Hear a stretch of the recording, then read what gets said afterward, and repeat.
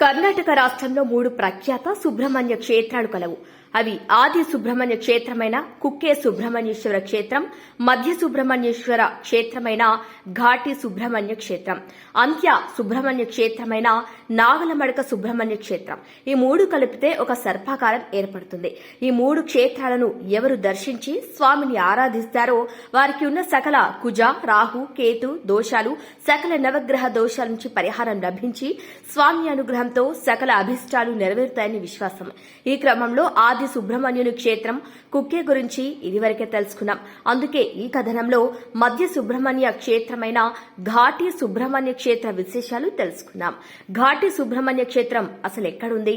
ఘాటి సుబ్రహ్మణ్య క్షేత్రం బెంగళూరు నగరానికి 60 కిలోమీటర్ల దూరంలో వెలిసిన ప్రసిద్ధ పుణ్యక్షేత్రం. ఘాటి సుబ్రహ్మణ్య క్షేత్రానికి 600 సంవత్సరాలకు పైగా చరిత్ర ఉంది. ఈ ఆలయాన్ని మొదట సండూరులోని కొన్ని ప్రాంతాలను పాలించిన ఘోర్పడే పాలకులు అభివృద్ధి చేశారు. ఆలయ విశేషాలు. ఘాటి సుబ్రహ్మణ్య ఆలయంలోని ముఖ్య విషయం ఏంటంటే గర్భాలయంలోని ప్రధాన దైవం కార్తికేయుడు నరసింహస్వామితో కలిసి కొలువై ఉంటారు. పురాణాల ప్రకారం ఈ 2 విగ్రహాలు భూమి నుండి ఉద్భవించాయని ఒక విశ్వాసం. స్వయంభుగా వెలిసిన 7 తలల నాగుపాముతో ఉన్న కార్తికేయ విగ్రహంకు వెనుక వైపున నరసింహస్వామి విగ్రహం ఉంటుంది. కార్తికేయుని విగ్రహం తూర్పు ముఖంగా ఉండగా నరసింహుని విగ్రహం పడమర దిశగా ఉంటుంది.